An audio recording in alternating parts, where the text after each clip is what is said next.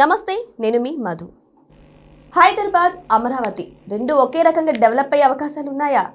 రేపొద్దున ఫ్యూచర్లో అమరావతిపై ఎవరిది ఆధిపత్యం ఉండే అవకాశం ఉంటుంది అనే విషయాల గురించి రోజు మనం తెలుసుకుందాం.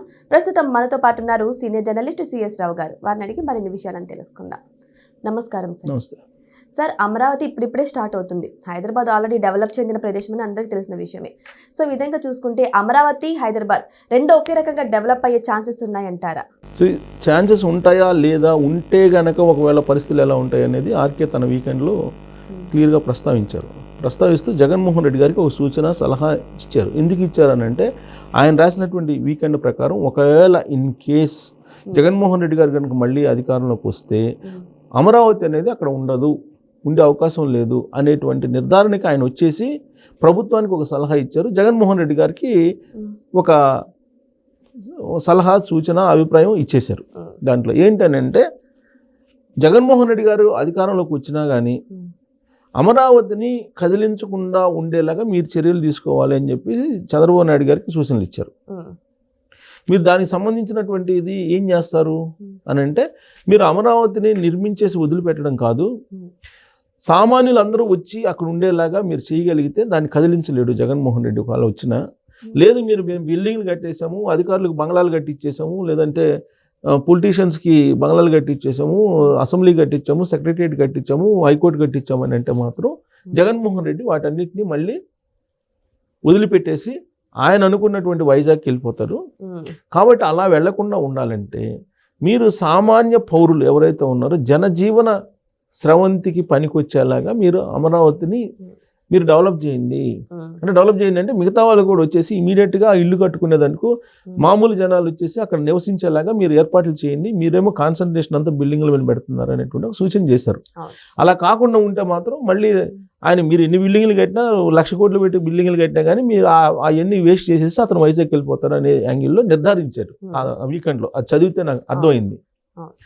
అయితే జగన్మోహన్ రెడ్డి గారికి ఏం చెప్పారంటే, జగన్మోహన్ రెడ్డి గారు మీరు ఎందుకు అమరావతిని వ్యతిరేకిస్తున్నారో అందరికీ తెలుసు అని చెబుతూ అక్కడ ఒక సామాజిక వర్గానికి సంబంధించినటువంటి ఆధిపత్యం ఉంది, ప్లస్ చంద్రబాబు నాయుడు గారు అమరావతిని నిర్మించారు కాబట్టి మీరు అంగీకరించకపోవచ్చు.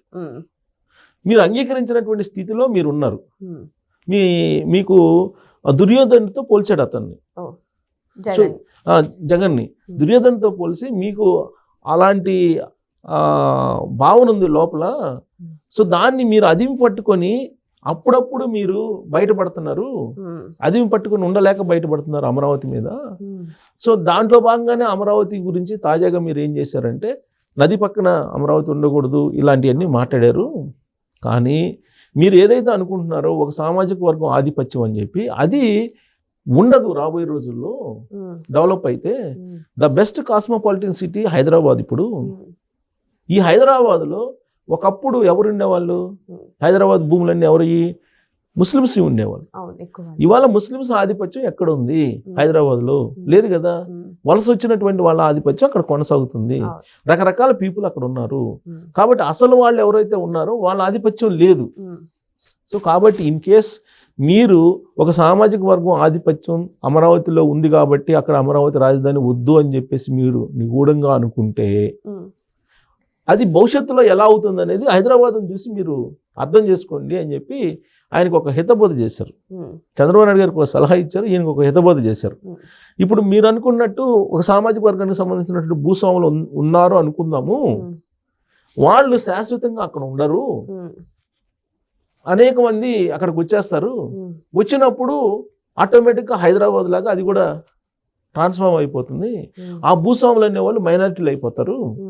ఇప్పుడు ఇక్కడ ముస్లిమ్స్ ఏ విధంగా అయితే మైనారిటీలు అయిపోయారు, భూస్వాములు అనేవాళ్ళు మైనారిటీలు అయిపోతారు. కాబట్టి అక్కడ మీరు అనుకున్నటువంటి సామాజిక ఆధిపత్యం అనేది ఉండదు. అలాంటి ఆలోచన మీకు ఉంటే అది పక్కన పెట్టండి. పక్కన పెట్టి రాజధానికి మీరు సహకరించండి. ఒకవేళ రాజధాని మీరే సూచనలు చేశారు. 2014లో అసెంబ్లీలో ఏం చేశారు? మీరే కదా సూచన చేసింది. ఏకగ్రీవంగా గుంటూరు విజయవాడ మధ్యలో ఉండాలి, 33,000 ఎకరాలు అవసరం అని చెప్పి మీరే చెప్పారు కదా. ఇంత చెప్పిన తర్వాత మళ్ళీ పైగా తాడేపల్లిలో నేను ఇల్లు కట్టుకున్నాను, అమరావతి అనేది సెంటర్ పాయింట్, రాజధాని, రాష్ట్రానికి రాజధాని అక్కడే ఉండాలని చెప్పారు కదా. మళ్ళీ మీరు 2019 ఎన్నికలు రాగానే 3 రాజధానులని మీరు అన్నారు. ఉమ్, 3 రాజధానులని అనడంతో పాటు కొడాలని ఒక వల్లభనేని వంశీ లేదా ఇంకొకరు రోజా గారి చేత వాళ్ళ రకరకాల వాళ్ళ చేత మీరు అమరావతి గురించి ఈ విధంగా మీరు దాని మీద నెగిటివ్ క్యాంపెయిన్ చేశారో అందరికీ తెలుసు. ఉమ్, ఆ తర్వాత ఏం చేశారు? 3 రాజధానులు అని చెప్పేసి 3 రాజధానులు అని చెప్పి మీరు ఎన్నికలకు వెళ్ళారు. ఉమ్, ఎన్నికలకు వెళ్తే ప్రజలు మిమ్మల్ని తిరస్కరించారు. మాకు రాజధాని ఒకటే చాలని చెప్పి ప్రజలు తీర్పు ఇచ్చారు.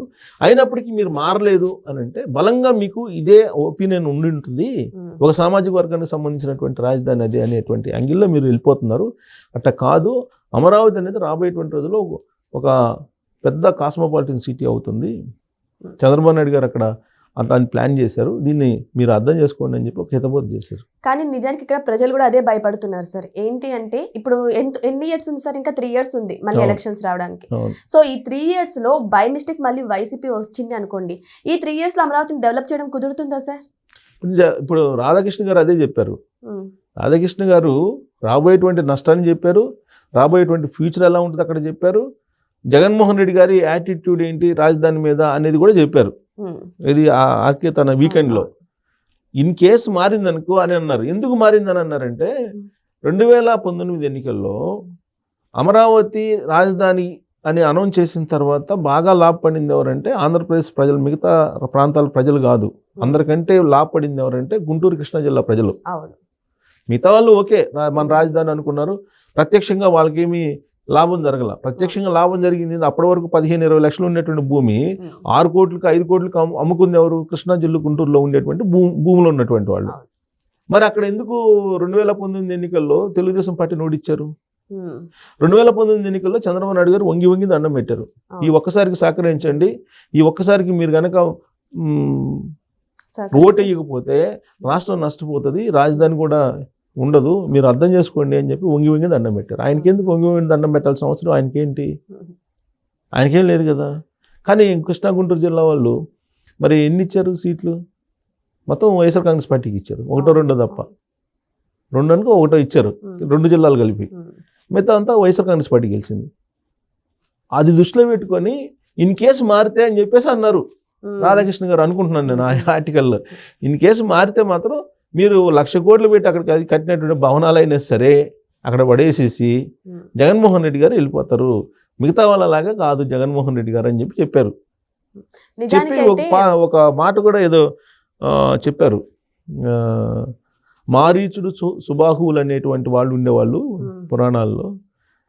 ఇప్పుడు కలియుగంలో కూడా అలాంటి వాళ్ళే ఉన్నారు. ఏదైనా ఒక యజ్ఞం జరుగుతున్నప్పుడు అప్పుడు మారీచులు సుబాహువులు అనే వాళ్ళు డిస్టర్బ్ చేసేవాళ్ళు.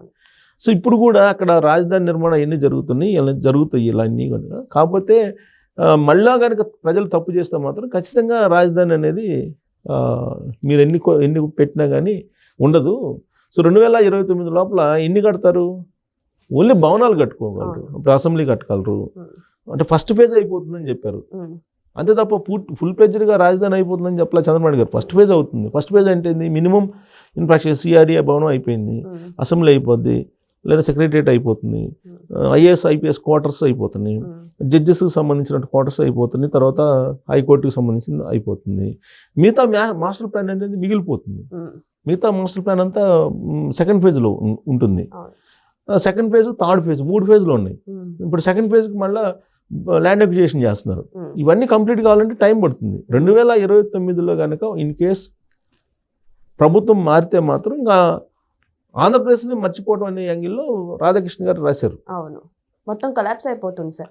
సార్ ఆల్రెడీ ఆంధ్రప్రదేశ్ తెలంగాణ విడిపోయి ఎన్ని ఇయర్స్ అవుతుంది సార్? ఒక 10 years అవుతుందా సార్? 11 years కదా, 2014 అవుతుంది. చాలా రాష్ట్రాలు కూడా విడిపోయి రాజధాని ఏర్పాటు చేసుకుని చాలా చక్కగా పరిపాలన చేసుకుంటున్నారు.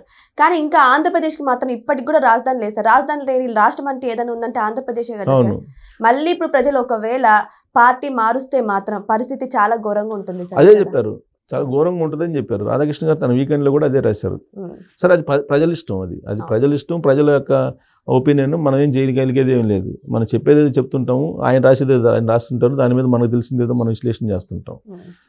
కాకపోతే అక్కడ ప్రజలు వాళ్ళ ఇష్టం అల్టిమేట్గా. అంటే ఆయన ప్రాబిలిటీస్ రాసి ఇన్ కేస్ మారితే ఎలా ఉంటుంది, ఒకవేళ మారినా కానీ నష్టం జరగకుండా మీరు జాగ్రత్తలు తీసుకోండి అని చెప్పేసి చంద్రబాబు నాయుడు గారు చెప్పారు. ఈయన మీరు వద్దనుకొని ఎందుకు అనుకుంటున్నారు అంటే సామాజిక వర్గ ఈక్వేషన్లో మీరు వద్దనుకుంటున్నారు. అలా ఉండదు. హైదరాబాద్ ఏ విధంగా అయితే ట్రాన్స్ఫార్మ్ అయిపోయిందో తన 400 సంవత్సరాల చరిత్రలో, అలాగే అమరావతి కూడా ట్రాన్స్ఫార్మ్ అయిపోతుంది. ఒకళ్ళ చేతిలో ఉండదు ఎప్పుడు కూడా. కాబట్టి మీరు అర్థం చేసుకోండి అని చెప్పేసి జగన్మోహన్ రెడ్డి గారికి చెప్తూ చాలా విదేశాల్లో ఉండేటువంటి నదీ తీరంలో ఉండే రాజధానులు, తర్వాత మన దేశంలో ఉండేటువంటి రాజధానులు, వీటన్నిటిని పొందుపరుస్తూ ఆయనకి తెలియజేస్తూ అలాంటి భావం నుంచి బయటికి రమ్మని చెప్పి ఆయనకి హితబోధ చేశారు. సో ఏదేమైనా సరే ఇప్పుడు అమరావతి ఇష్యూ మాత్రం ఇటు రెండు పార్టీల మధ్య అయితే చాలా ఘోరంగా చక్కర్లు కొడుతుంది. సో మరి వెయిట్ చేసి చూద్దాం. ఆంధ్రప్రదేశ్ ప్రజలకు రాజధాని ఎప్పుడు చేరువవుతుంది అనేది కూడా వెయిట్ చేసి చూడాల్సిందే. Thank you so much. Thank you sir. Thank you.